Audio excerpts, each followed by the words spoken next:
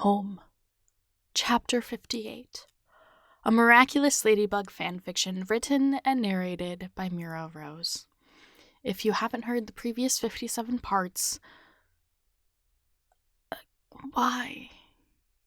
Anyway, don't forget to subscribe to the channel if you haven't already, and smash that like button. And don't forget to leave a comment to help support the creator and the YouTube algorithm. It does help even if you don't quite understand how. If you don't know what to comment, put Cat Noir's lunchbox. Now then, please enjoy Home, Chapter 58. Adrian Graham DeVanelli. Adrian stretched as a knock rang from the door. Marinette? He rubbed his face, touching the area around his eye and realizing he didn't have his mask on. Had she seen him without it? Claws out, he muttered, then stood to answer the door. If it was the staff, they were in for a surprise of a cosplayer, but they wouldn't ask questions. Hey, Marinette said, the first thing he saw when he opened the door. Food. Cat took a step back as she jabbed a cloth bag into his chest. This is a bento box from the corner. Don't ask me what's in it. I only know what I could see through the plastic. Fair enough, he chuckled, fighting back a high from her thinking of his welfare and buying him food. What was he, a teenager again? Hurry up, we're already behind in the day. Her tone didn't hold enough bite to match her choice of words. No matter what, they were still partners, even if it had been years since he acted like one. Back to the university? He pulled out the lunchbox and peeled off a wrapping to reveal a rice ball. He took a bite and nearly choked, not expecting salmon inside. It tasted just fine, but wasn't something he expected first thing in the morning. Yeah. She walked over and pulled a bottle of orange juice out of the bag, now tucked under his arm. He tried to not change his breathing as she got close. Oh, Camembert. He hadn't planned on being this distracted by her. It'd been years. His feelings were over. Besides, even if he was interested, she clearly wasn't. That and any chance he had expired years ago, with their conversation yesterday morning at breakfast adding an extra layer of mold on top. Besides, she didn't have a problem being around him, and that spoke volumes about their current state of affairs. Give me a few minutes and I'll be ready to go. Have you had plague? The rice stuck to his throat as he tried to swallow.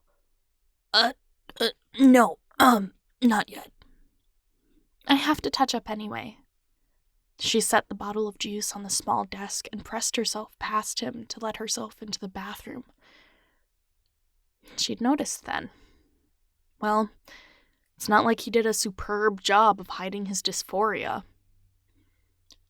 Come on, bud, he said, letting his mask peel off as he detransformed. Looks like she thought of you too. The last thing in the bag was a cheese ball.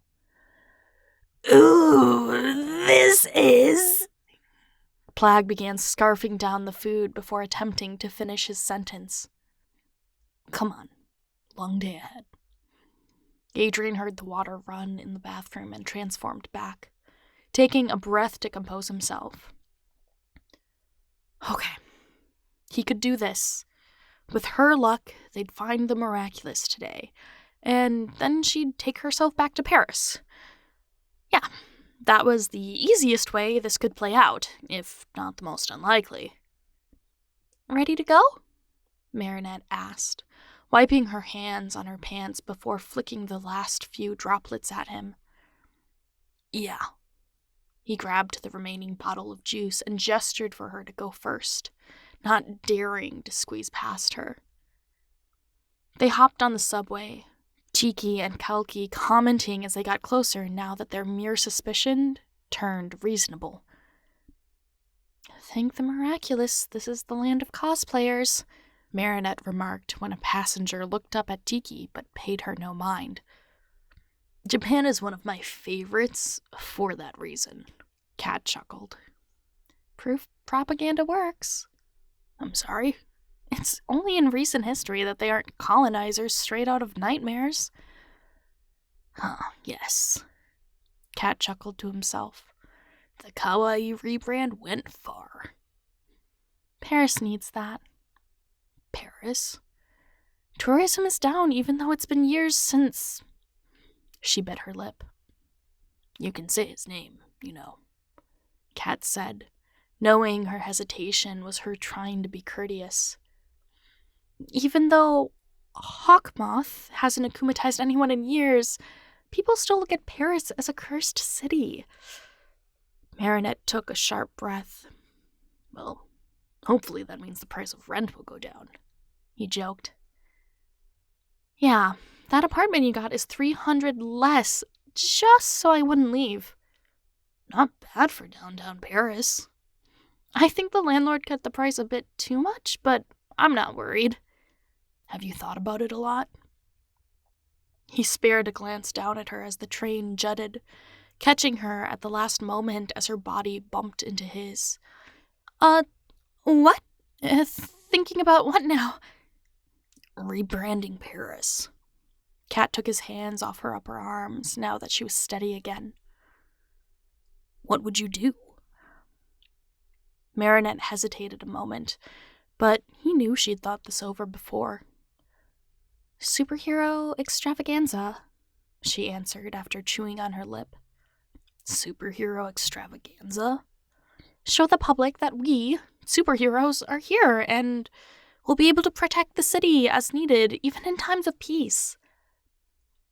He scrunched his lower lip and nodded. Not a bad idea. Why haven't you done it? The train slowed before she could answer, pushing her back to his chest. He didn't have enough time to react in any way other than securing her to him with an arm across her back, his hand settling on her hip. Marinette looked up, her hands pressed into him before pushing off and turning to the opening doors, but she didn't do it fast enough. No. Before she turned, he could see how her face flushed from the accidental collision. A part of his existence, one he'd sealed away a long time ago, began somersaulting against his consciousness, better judgment. He couldn't let himself indulge